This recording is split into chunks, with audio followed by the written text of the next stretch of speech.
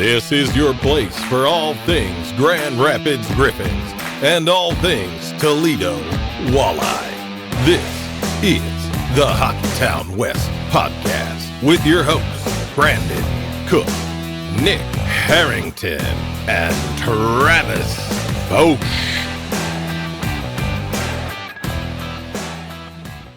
No longer can I be called shorthanded. Flipper,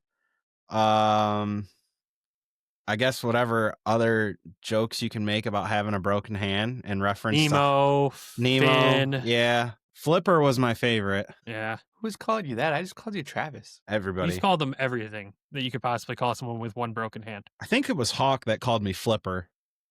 That makes sense. That checks out. I guess I should probably also start this with saying I have to formally apologize to Hawk and maybe appeal my suspension for bringing up his hair in one episode. Sorry, buddy. If my suspension's 3 games attended, I might not get to talk to him this season. So maybe if he hears this, he'll lift that. Maybe shorten it by a game. Just give me 1 game back, for good behavior. I will say, when he commented on my post, there was no appeal allowed. So First offense. First offense. Yeah, it was first. Like, come on, that was a harsh suspension. Like, we've seen less for way more in the American League. So, anyways, welcome back, everyone, to the Hockeytown West podcast, your source for everything Grand Rapids Griffins and Toledo Walleye hockey. We are back for another Toledo Walleye update. That's right, the second episode of every week is always 100% devoted to the Toledo Walleye and the games that they've played recently and everything to do with them and the ECHL overall. As we dive into this, let's talk about some news and updates. This week, Travis, a lot less news to talk about. Thank God. Thank God. They are announcing news about the Hall of Fame, but we're going to wait until that's fully been announced, which I would assume is going to be end of this week at some point. There's still potentially one more, but we had Moyle back and then for a couple games and now he's back up. So I think that was kind of expected though. Yeah, I mean, with not knowing what Andre Becker's injury is in Grand Rapids and how that lineup's looking, getting Moyle back, a great piece to have. That line, again, looked fantastic last night for the Griffins. We'll talk about that in next week's Griffins show, obviously. But he really does just fit right in on that Griffins fourth line, doesn't he? Yeah, it's the speed, right? And I think that's one thing that you had mentioned to me going into the game that I watched up there with you guys was like how much that's going to help that line with just pace and foot speed, stuff like that. And having some familiarity with, Banel, they were kind of in Toledo for the playoffs last year. So, I mean, they at least know each other. I don't know how much they played together last year. It seemed like rotating that bottom six quite a bit, but and then they played with, Seager was in Toledo for a cup of coffee last year, but I mean, he was there. So like he gets like, they get it, right? They're all pros. So another great opportunity for him to get some games. Yeah, like Seager and Bantz, their play style is pretty similar, right? Kind of bowling ball style. Bantle, obviously more of the wrecking ball out there. Seager can just facilitate, but they didn't really have speed on that line to really throw any opponents off. And now when you've got the 2 bowling balls out there and you got a guy flying around you, it makes that fourth line a lot more dangerous. And we saw that result in points last night for the Griffins. So love having Moyle up here. I don't know how long he'll be up here again. I'm assuming we'll probably see him through this weekend, which is nice. See him against Charlotte Checkers. So get to see him again in person, maybe talk to him a little more, and he'll be back on his way to Toledo at some point. I still stand by you, Travis, 100% that at this point, the Griffins just need to sign him so they don't risk losing him to another American League team. Because if he comes up and plays this well as he has been, that's a risk we're taking. Yeah, I mean, like I said on the Griffin show, for anybody that hasn't, listened to it, like you're risking the opportunity of all these AHL teams seeing him. They get an injury, you could potentially just see him sign. Like he might get a straight offer from somebody. So I mean, even in last night's game, he had a shot. He had 4 shots. I mean, he had +1. Was on the ice for Seager's goal. So I mean, he was humming. So need to keep him up here, to be honest. I mean, yeah, and he was net front, like present in the net front on Seager's goal too, trying to screen the goalie and cause chaos up there. So he's doing everything right, and I'm sure Dan Watson's still very, very happy with him. But that is nice that is the only news update this week. Obviously, Gyro is still in Grand Rapids as well, and it looks like he will be for some time, and that's it. So we can dive into these games. We've got 3 to talk about this week because the Walleye, unlike the Griffins, play games. I say that, and the Griffins' upcoming schedule is a gauntlet of days played. So we're going to get our games in here pretty quick. But let's dive into this first game, Travis. What do you got for us? Yeah, 5-2 win in Cincinnati coming out of the Kids' Day game. They had the day off, and then a game in Cincy on Friday night. Pretty entertaining game. They fell behind, in the first period on a power play goal, which Liam got his first professional start. Can't fault him for that one. Puck was in the corner, and it was coming across the front of the net, and it hit a skate and went in. So just an unfortunate bounce. I mean, you're moving side to side and puck just hits a guy and goes in. It's just an unfortunate bounce. But I thought he played really well for his first professional start. I thought they did a pretty good job for the most part of, keeping guys out of the front of the net for him to see pucks, track pucks, just get his feet underneath him, right? Like he hadn't made a start, in the regular season. And it was just good to see him finally get a game and let him on top of it in walleye colored gear, which was pretty cool. A sight that we haven't seen in quite a few years at least. It looked so different. Yeah, it did. I was like, we were sitting in the press box. I was like, dude, he's got his walleye stuff on. Do you think that's like Letterman was the last one? Letterman didn't even have Walleye blue stuff. and yellow. No, the last one that had it was actually Ryland Parenteau, and they ended up trading him to Fort Wayne. And when he came back, they had gone over the walleye colors with Comet. You can get the kits to recolor the gear. They had done that to his pads. That was kind of a funny little piece. And then the one before that was, I think, Milosic. And then the one before that was Christopoulos. So we're already back to 3-4 years ago at that point. Yeah, it's nice to see a walleye goalie in walleye colored gear. They do got to get him a mask still. We got to say that. But outside of that, the kit looks nice. It's nice to see a goalie and they're not wearing red pants. Like it just looks like he belongs on the team. So that was cool to see. And his performance was good. Looking back at the highlights of this game and watching bits and pieces of it, he looked very serviceable in net for his first game. And like you said, the team did a good job of making his night a little easier. But he did have to come up with some big saves in that game, and I think he did a really good job with it. So excited to potentially see more games from him with Gyro being in Grand Rapids for longer. And, they have a nice little 1-2 punch developing in Toledo, hopefully. That's what you want to see. Yeah. It was good to see. Hopefully they'll continue to get him some games. Be interesting to see how they monitor that and how they go with it. There's one stat I want to talk. Well, there's a couple of stats, but one that sticks out. Okay, how many penalty shots are going to happen in walleye games this year? Can we just talk about that for a second? Jordan Ernst gets an opportunity, a beautiful goal. Yeah, nice shot. Really nice but shot. Another penalty shot. I know, it's crazy. Like they're just seemingly popping up everywhere this year. And between the penalty shot attempts and shorthanded goals, I want to see which one outweighs the other at the end of the year. That was the next one I was going to. There was the shorties. This team in shorthanded goals. What is it, Travis, about this walleye team and their ability to score while shorthanded? It's bizarre. I still find it fascinating that this is even happening, right? And I guess we can just kind of jump into special teams since you brought it up, because I have it pulled up for our note. So they have 8 goals on the penalty kill this year, and they're at 87.5% on the kill. That took a little bit of a dip. It was up around 90, 91, but still 87% you're scoring while you're shorthanded. Like that's pretty crazy stuff, right? And it's like I've said all year, they see that opportunity and they go for it because they know that they can get back, or they're not going to put themselves in a situation where if, the puck turns the other way, that they're going to be outnumbered, because they're taking advantage of opportunities. And I don't know if it's just a freedom this year that maybe in past years they haven't done. Listen, I know I said it before. Love Alden, did a great job, but let's not forget he played forward and he was running the defense. So that if he ever comes on, that's something that I want to ask him. Like, hey, you're a forward. Why were you in charge of the defense? That's always been something that fascinated me with that. He did a great job while he was there. He's had decent penalty kills. Just the shorthand. I don't know if it's something that Chaz has implemented this year that maybe they weren't doing before. I really think it's more or less, if you see an opportunity, go try to take advantage of it, because they have such a fast team this year.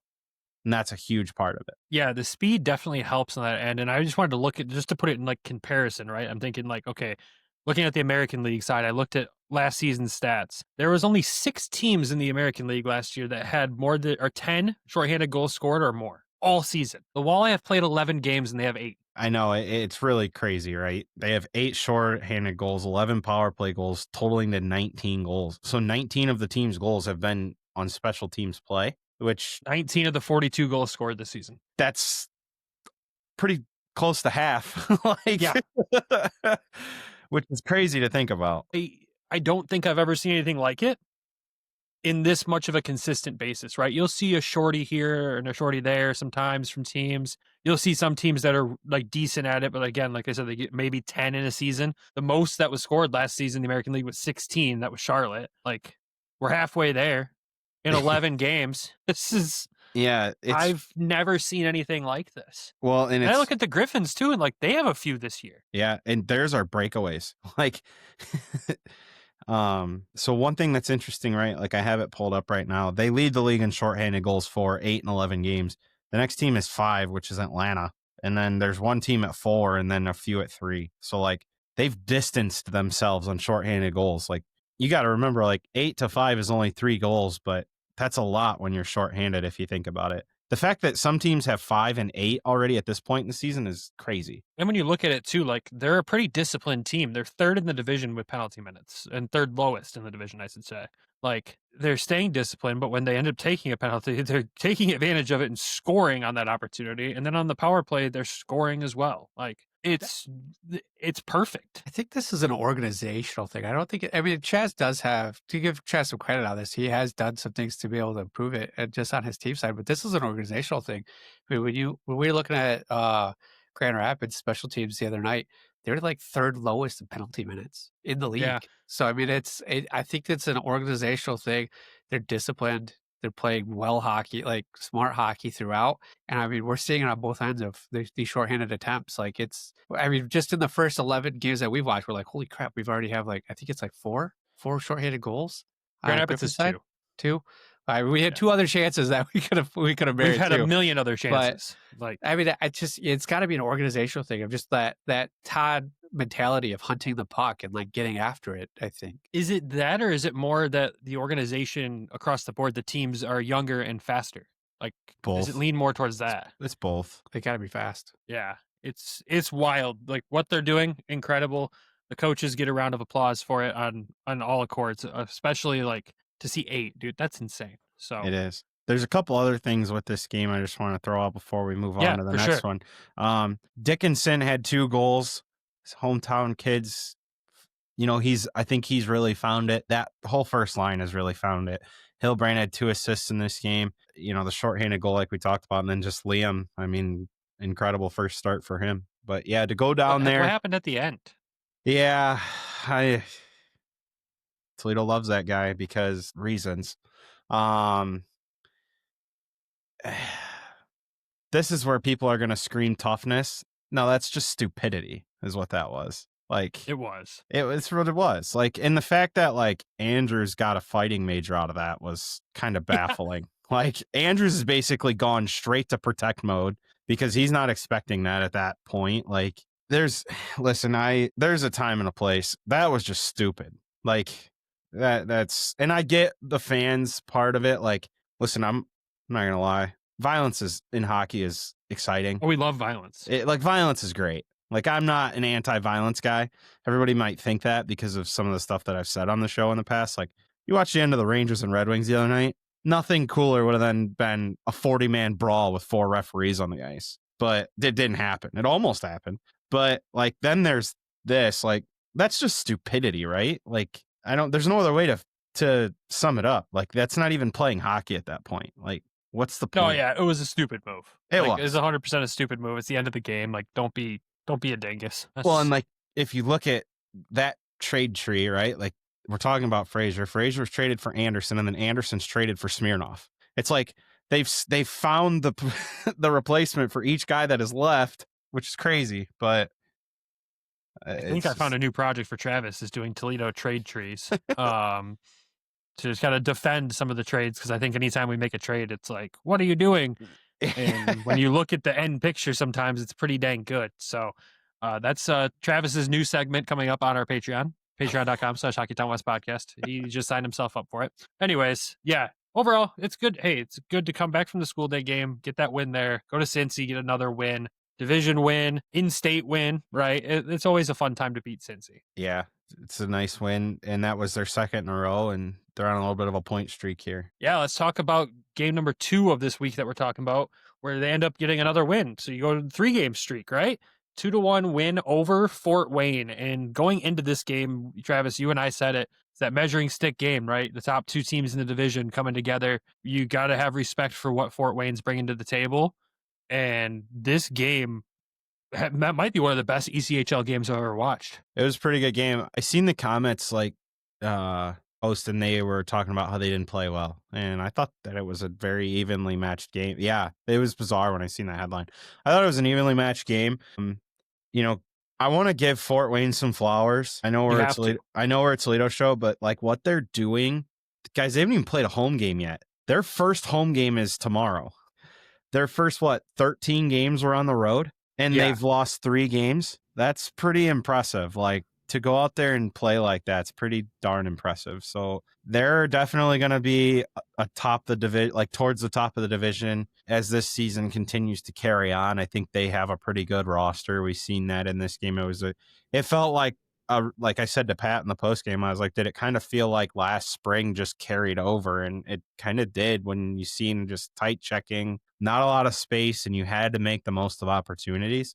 And Toledo got 2 really good ones and converted on both of them. And that was ultimately the difference. Yeah, let's talk about those opportunities because both of them were long stretch passes from Brandon Hawkins, who post-game to you credited Truscott for making the plays that he made in the corner to get him the puck. Or then Hawk's vision to just throw it down there. Yeah. And end up in those breakaway opportunities like that. That's an unreal move. The first one by Truscott, that was an incredible play. Like just a heads up play that he knew he was there, obviously, because he's kind of skated right past him, but just this awareness to just dump it back to him.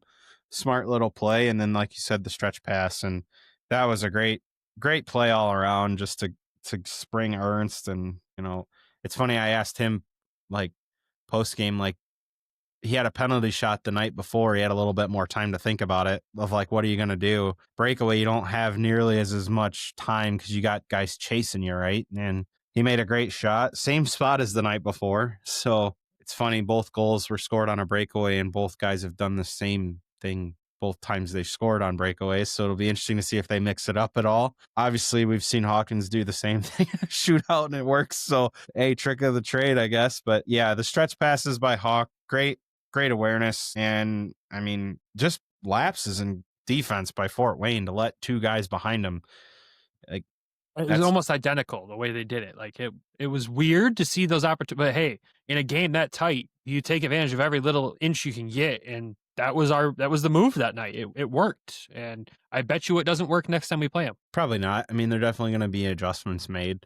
It was just a good game though. Like, I felt like back and forth. Both teams had chances. Nolan made some great saves. Was incredible. Yeah, like how long did you go in that first period there before a media timeout? Like, there was quite a long stretch where like that first period, it was like, man, you're going like this back and forth, and you're like, man, this is fun. Those are the fun games to watch. You can hear on TV too, like the energy building in the arena as the play just kept going on too. You're like, something's going to give here, and luckily it was a walleye goal first. Yeah. I mean, it was just, like I said, and the big thing that stuck out to me post-game was Pat talking about how much respect those 2 teams have for one another. They might hate each other on the ice, but there's truly an ultimate, like, respect line between those 2 teams. Like, those 2 are basically have been around the top of the division, the top dogs of that division for many, many years. So I think it is the oldest rivalry in the ECHL. So it's just like, those 2 teams, those 2 cities on the ice, they don't necessarily like each other, but like they have that respect thing. You might not like to play against them, but you still got to tip your hat to them at the end of the day, right? And Pat talked about that in depth in the post game, which was very interesting. Yeah, I love those comments from him. Like you have to respect that team. Like if you go in there with any other mentality other than to respect it and understand that this is going to be a tight, tough game, you're probably going to lose. Like you have to treat that with respect going into it.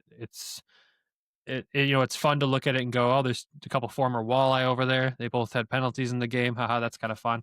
But you could even tell, like, when after the whistle scrums would happen, you'd see Jalen in the mix, and he's not doing the Jalen thing. There was a respect there between him and his former team that no one was kind of picking on him and he wasn't picking on them, and we do like to see that. It is kind of neat. Him and Hawk were the last two on the ice, and they kind of had a little moment at center before they got off for warm-ups. They were the last two and went and said hi to each other. And he's seen me post-game because, Jalen had, he went out last year almost every game to see fans and stuff like that and the kids. And I was facing the wall doing something on my phone, and I feel a tap on my shoulder, and I turn around and it was him, and he gave me a hug. It was nice to see him. Just, that remember that, he was here for a year, and, he sat down with us twice, and he was a treat to have last year off the ice, on the ice. He scored some memorable goals, especially that one-handed one was pretty cool.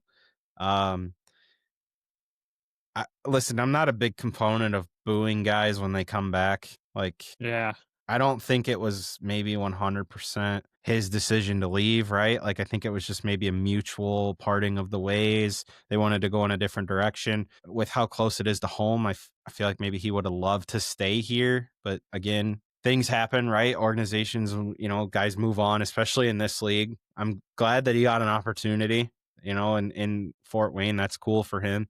And just, it's one of those things, like, that's just one thing I've always never been a big fan of myself. I couldn't tell on TV, was he getting booed every time he touched the puck, or just when he stood behind the net with it? Yeah, every time he touched it. I know when they stand behind the net with it in Toledo, you're instantly getting booed, and that's what I could definitely hear on TV, but I couldn't catch if he had the puck or not.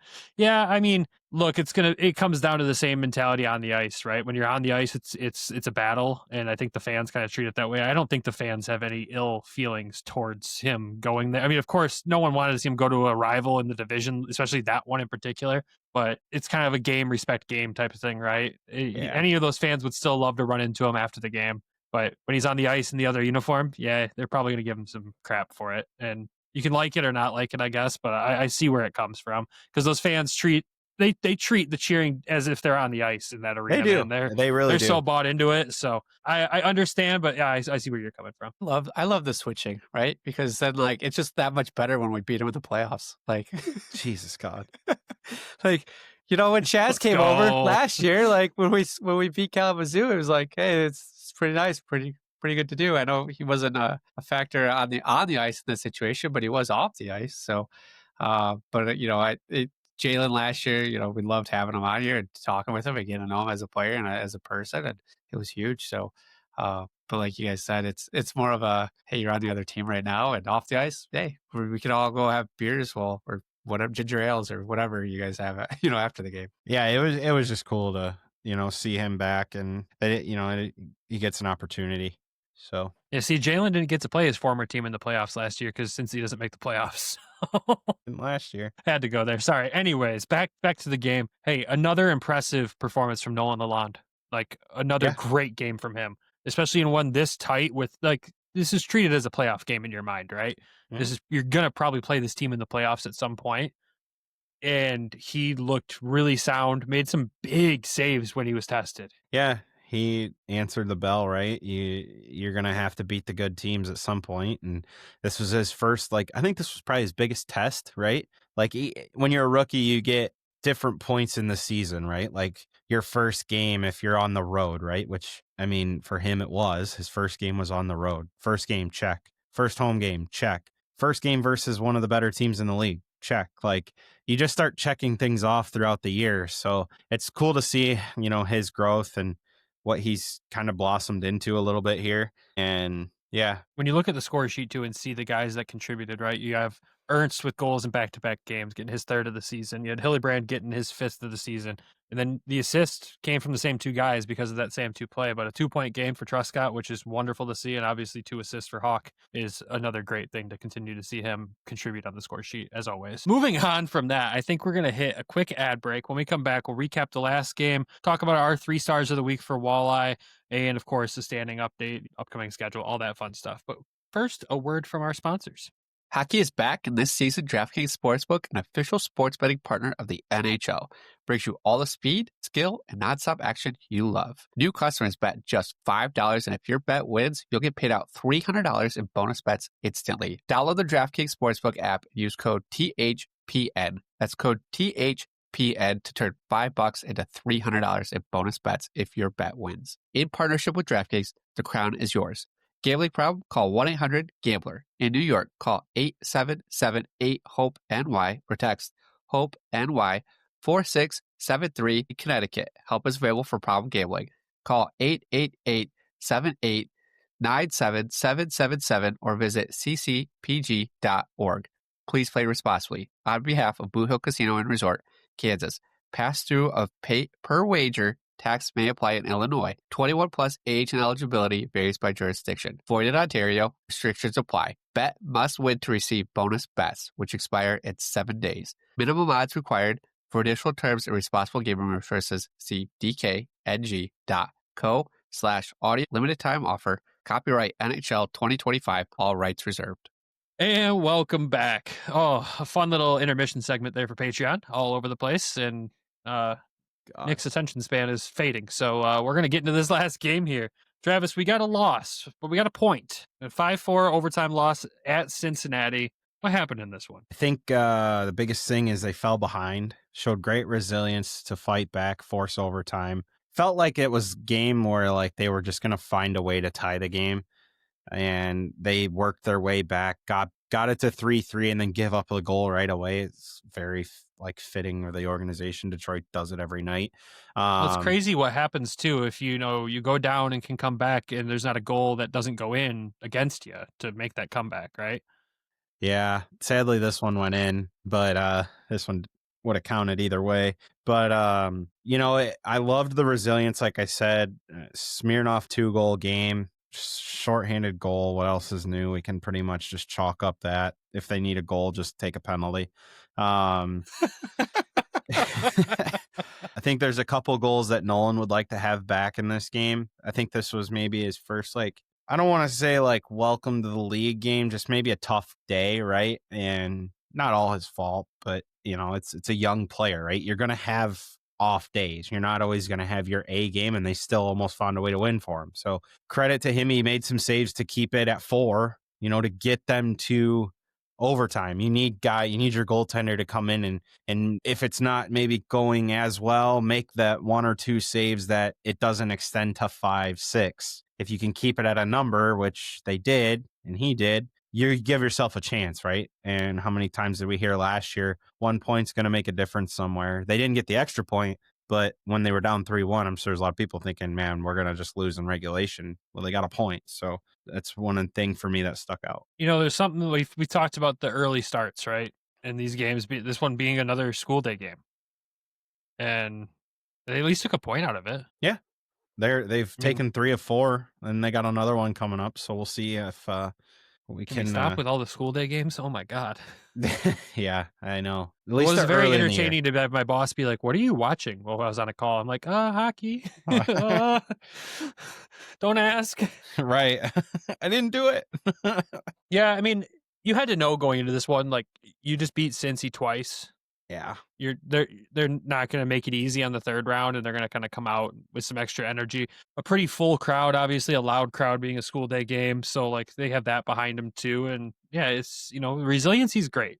I do love to see that. You look at that Kalamazoo game I referenced earlier, great resiliency in that to try to mount a comeback. You look at this one, another resilient effort. There's not been a single time this year where they've just kind of taken it lying down, right? They've just continued to fight back and claw their way back into the games, and that's a good sign early on in the season. And you said too, the points do matter because at the end of the season last year, there wasn't a 1 point difference between them and Trace Riviere to be able to host the first games in the finals. What was that team name again? Trace Riviere. I don't know how you say it in French. It comes down to 1 point, and they need it. So you got to snack them up when you can. Spanish and French combined there. Sorry. I'm learning both. Yeah. You call me bilingual at this point. Losing the extra point sucks. Yes. But a credit to them, like you said. So they're 2 clunker games so far, right? Maybe they didn't have their best game. the resiliency they showed to fight back and not, like you said, roll over and die. Each team's going to have, generally in a season, 4 to 5 games that are just off.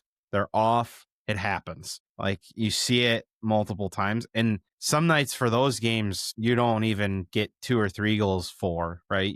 It's a drubbing. Each team has a few every year. So far, I think they've maybe had 2 where they didn't have their A game. I don't even know if they were clunkers, really. It was just like not their night, but they still figured out a way to claw back. So, like, even if they do have a really brutal night, like, they've shown and they can go out and score 4 in a period and force an issue to, even if you didn't get a point that game in Kalamazoo, they found a way to get one in this game. So that was a big takeaway for me, is that they didn't roll over. They fought back into this game. Can we just talk about the fact that the shorty, yes, another shorty in the game, was scored by Moyle, so now he's got Gross. 3. So So him and gross. Hillman have 6 of the 8. Yeah, and the goal was gross. Like, Yeah. just disgusting. And it was a 2-point game from him. He had a goal and an assist. And you look at that too, and you see, like, okay, Truscott had another point in this game. Andrews another point in this game. Hawk another point in this game. Ambrosio, 3rd goal of the season. Dude, Like, that goal, that goalie was like, I don't know if he was out for breakfast still or what his deal was, but like, he just stood there. Like, froze him. Well, Glitched. the shot was from damn near the other side of the blue line. Like, it was from as deep a distance as you're going to shoot the puck from. And it's like, I don't think he really reacted until the puck was in the net. Like, I was like, what just happened? Yeah, it's crazy. But I think we glanced over this too. I know you mentioned it already, but Smirnov a 2-goal game. Like, this guy, I like him. this guy's good. I like love that. this player. I like that line. The line that he plays on, one of them, I believe, was a power play goal. I think it was the 4th one that Yes, tied it was the tying goal. But his line, I like what they have there, especially when Moyle's there, which, again, with him up, there's going to be some yo-yoing. Guys are going to be in and out of the lineup, right? So my guess would be that Ambrosio is going to go up to replace Moyle, and then they'll leave Ernst with Smirnov, and you got, maybe a little different look, but still enough skill to provide, right? And then Keenan would draw back in most likely. So that's probably what their lineup looks like if there's no changes for tomorrow, which I'm not anticipating. Yeah, it's But- good to have that kind of depth, though. Like, when you Yeah. look at when you talk about depth, you have depth. 100%. And Nick, I know you wanted to talk about Truscott. Yeah, just how is he, since he's been down there for what now, 4 games? I mean, Griffins have played 1 game in that time. How has he? It's been more than He's 1 been on game, there for but 7, actually. 7. Wow, it's only been. It feels like he's just got set down there last week. So how has he been playing? What is he? Who's he been paired with? Brandon, you want to take the who's he been paired with question? Because you asked him the about Sparty. it. Yeah, he's been paired Yeah, with so- Nick Andrews. Yeah, so you got a U of M guy and a Sparty on the same line there. And, Travis, before you go, I'll say in the samples that I've gotten to watch of the Walleye games, he's looked great. He's looked exactly what you would expect him to look down at that level. 4 assists in the 7 games, currently a -1, but playing those like top tough minutes against some tough opponents. Like, I thought that game against Fort Wayne, he looked fantastic in that game. That might be his best game I've seen him play since the preseason with the Red Wings, where I was immediately like, I like this kid. There's something about him that sticks out to me, and it's that his ability to get the puck on his stick and shoot it. He gets the puck to the dirty areas it needs to go when it needs to go there. And defensively, he's very intelligent. You can tell he's a smart hockey player and knows how to play that role well. That's what I see from him. Probably Yeah. blames the minus on Andrews, right? Just I always blame it on the Sparty. Jesus God. Poor Andrews catching strays for no reason. Hey, Sorry. I like Andrews. Michigan State hockey. They're I know number 1 you right do. now. And Yeah. Who's number 2? Who's right behind him? I cannot wait for that weekend. Sorry, getting off on a tangent here.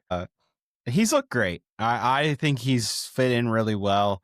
Maybe in an adjustment game or 2 at the beginning, but he's really found it in that Fort Wayne game. Like, I would agree, it was probably his best game so far. I thought the team as a whole played really well. It was probably their best 60-minute performance all season, despite only scoring twice. But for him, like you said, I think they just mesh well together with Andrews and Truscott. I really think they both can move the puck. They're both good skaters.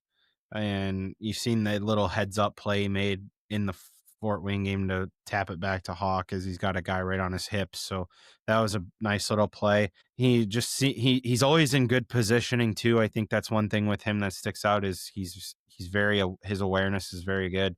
But honestly, like you said, that's kind of become their first pair. Like with how the lineup is right now, Sawyer's up in Providence. They moved Moulton down to stabilize the bottom pair a little bit and, spread the wealth out. Like guys are just meshing well. That whole decor is playing really well. But for Truscott, it's everything I kind of anticipated.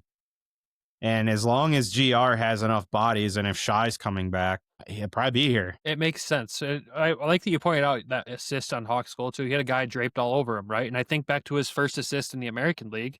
He was in a board battle on the boards, guy draped all over him, but could still facilitate the puck to the right guy to get a goal. He put the puck in the right spot. So to be able to have that awareness while there's a guy draped all over you who's definitely bigger, because, I mean, this guy's still a kid, right? So you got the ability to do that. You're doing the right things in pro hockey. Well, let's go into the 3 stars. You have them listed for us. Tell us why. I mean, listen, if you guys want to throw up a debate, we can debate. We had a nice, healthy debate on the one earlier in the week. This is just kind of how I saw it. I got 2 honorable mentions. I got Liam and Jordan Ernst for honorable mentions. And a 3rd star I gave to Smirnov, just with his performance in that Cincy game. He's a huge reason why they even got a point in that game. Without Ernst, they're tied with Fort Wayne, right? I thought Tanner Dickinson had a huge week, 3 games, 3 points. Now, I want to emphasize this. It may not be the same as they played in that week when we do our 3 stars of the week. It's from recording to recording for like kind of how we're doing this. So they may have played more games in that week if you count last week, but since we recorded the last 3 games, he's had 3 points, scored 2 goals in the first game of the weekend, and then Hawk with 4 assists. Like, not needing him to score at a crazy level is huge for this team. I think if you don't need to rely on him scoring all the goals, that only helps the team. But I'll leave her open for discussion. It was hard putting this together. It really was, because there's so many guys. Like, they didn't even put Hillbrain on there. He had a really nice weekend also. I think my only disagreement is that there's not even an honorable mention for Truscott, who had 3 points over these last 3 games. Hey, 2 in one game, 2 being the Fort Wayne game. The assists on both of those goals. I'll give you that. Again, like he could jump into that conversation. The honorable mention list could have been a mile long, especially when you scored 5 on Friday. And I won't disagree with your 1st star because I'm not adding to my suspension. So yep, all in agreement on the 1st star. Say aye. Yep. Aye. Yep. He's got me there. So no, I mean, look, there was some good games here. To put together that 3-game win streak and this point streak that they're on right now is a really nice thing to see. I already said it this season a couple of times that Pat Mickish is good for a good little heater, right? And maybe we're in the midst of it right now. Who knows? It's trending that way. It definitely seems like it. It is. Where are we at in the 2nd set of 7? So far, I got to update it. So as of right now, they've got 7 points in this segment. So they're off to a great start. They only need 1 point in the next, or they need a point per game the rest of the way. So 3 overtime losses would guarantee them a win in the segment. Why would you jinx them like that? Listen, dude, like, yeah, you are about speaking stuff into existence lately this year, or close to it. So yeah. Okay, well, in the other sense, if they win twice, then you've already reached what you missed in the first one, and then you got it for this one. That's more what I was looking for there. There you go. I'm just giving them the bare minimum to get to what they want to achieve. Like, aim low. Our favorite part of doing this show is making Travis defensive. If you aim low and exceed, that's hey. And one of us is really good at it. What excites me with it though, like with what's upcoming, is we get free hockey. 2 new teams to look at. That is true. Or 1 new team twice. Sorry. Yeah, when you look at the upcoming schedule, we'll get there. Before we jump to that, a quick standings update. And in the Central Division, it's tight, as you would expect it to be, right? You got Fort Wayne leading the division at 16 points, the Walleye right behind them at 15, Bloomington tied with them at 15, albeit played 1 more game than the Walleye. Cincy in 4th at 14 points, Indy in 5th at 13, Iowa in 6th at 11 points there. Trav, what the heck happened in Iowa? Top of the division. Granted, they were playing a lot more games than everybody else early. 2-7, 1-0 in their last 10, though. Holy smokes. Yeah, they started off pretty good and have hit a wall. So Yeah, they have. I'd have to look into see. I know there's been call-ups and send-downs over there. I don't know if Minnesota's banged up and it's impacting the Iowa Wild, but we'll have to look into that. And then Kalamazoo rounding out the division there in 7th place at 8 points. And we know why. Their roster's been a freaking carousel as well. Question on Kalamazoo, and I meant to ask this the last time. Are we seeing a lot of like roster transactions between Abbotsford and Kalamazoo now with the AHL rule? Oh my gosh, those poor guys. You're still, I mean, dude, the goaltending situation alone is enough to put Kalamazoo in trouble. I mentioned it when we were recording last, I think during the Griffins episode. This week, the backup goalie in practice for the Wings was their equipment manager. Like, it's what happens when you tell the team, yeah, I played goalie once, and he got tossed in there. And that's a rough go for anybody. Trickle-down effect happens when you sign a goaltender that's injury-prone to a mid-term deal with decent money. Yeah, Thatcher Demko, you say. Yeah. In the Mountain Division there, you got Tahoe leading the division, Idaho right behind them, Kansas City, Tulsa, Utah, Rapid City, Wichita, and Allen make up the rest of that division. We head over to the Eastern Conference, look in the North Division, Wheeling leading that division with Reading right behind them, Maine, Trois-Rivières, not Trace Riviere, Adirondack, Greensboro, Norfolk, and Worcester, the Railers. Travis' favorite. Get railed. Hey, good to see Greensboro putting up some points there. 4-4, 1-1 in their last 10. So, hey, they're figuring it out being an expansion team down there. So, nice to see that. You go to the South. Wheeling. We got to talk about Wheeling. You want to? Okay. All right. We'll talk about Wheeling. I wasn't going to talk about them, but 9-1 in their past 10. Well, they're coming to town pretty soon. So that's going to be another big matchup early in the year, right? And that's a team that within a couple of years you might have back in your division. So just keep an eye on what all signs point towards that. Let's be real. Well, I mean, they're off to a really good start. Reading has found a good start, for after a couple tough years. Maine kind of coming back to earth a little bit, 0-3 in their last 3. So that's tough. But I mean, here's the crazier thing when you look at Wheeling too, dude. Like the Pittsburgh farm system right now is doing well. Wilkes-Barre's leading the AHL. Organizational depth, man. You've got Wheeling doing pretty darn good too. I don't know where they'd rank in the league. I'd have to flip. They're leading the league. As I say, they got the most points, I'm pretty sure. So, yeah, both the Pittsburgh farm teams leading their respective leagues. Interesting.